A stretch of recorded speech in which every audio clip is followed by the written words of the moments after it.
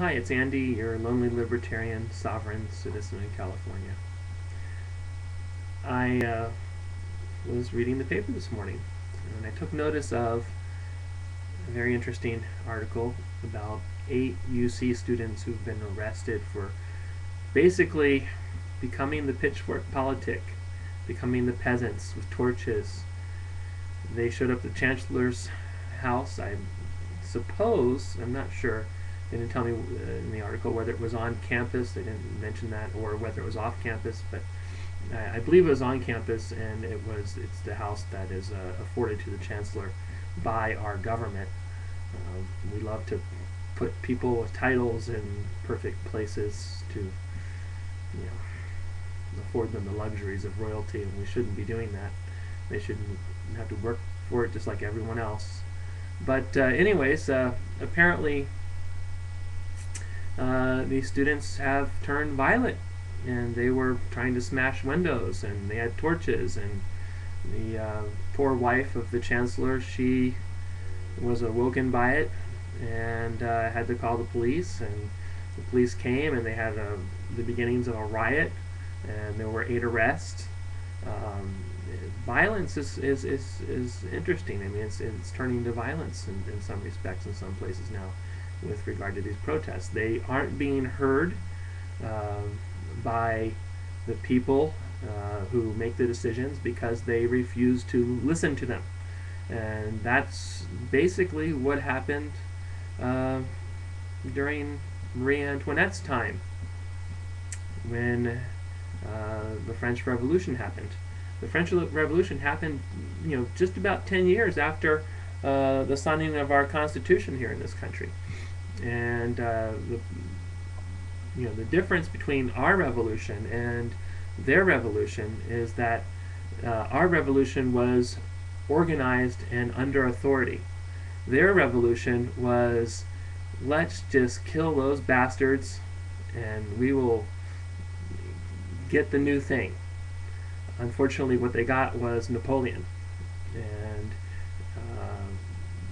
Napoleon's Napoleonic wars and conquests and trying to take over Russia. Of course, they lost to General Winter, but it had to ended up most of them either died on the way back to Vilnius or died in Vilnius during that time. And of course, Napoleon went home and called them all rats for not winning. So, and of course had his next battle. But we have to wonder is what's going to happen in our society. Are we going to become the pitchfork populace? Or are we going to organize as patriots under the authority of leadership? And are we going to throw the bums out that way? Because they are all bums. Listen to me. That's what they are. All bums.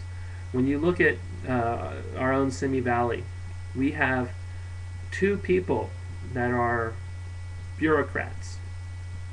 One is our city manager, and one is our new city attorney. And let me tell you, I think they are fine people.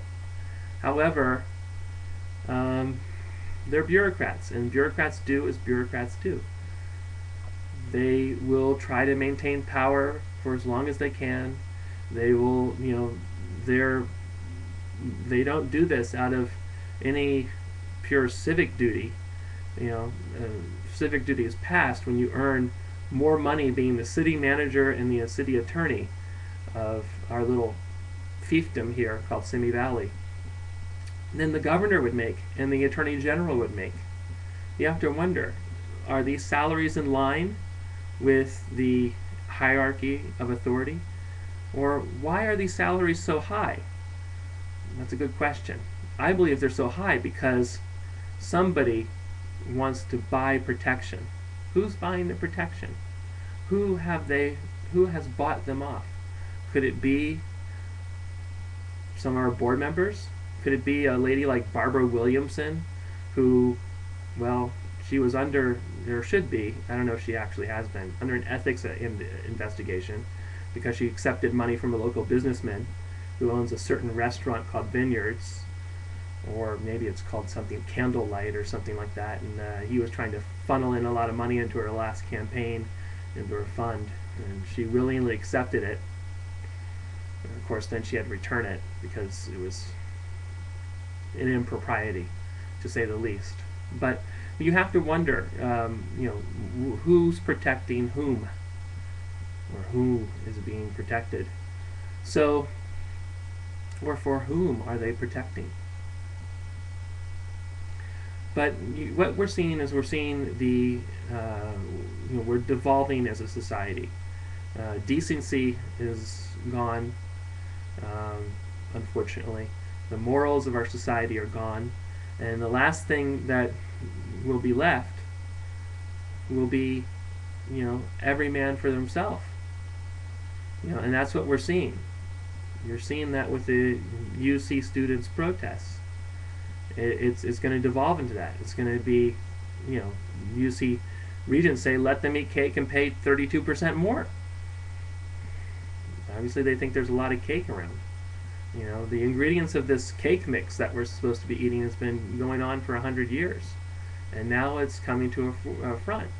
It's coming to a head.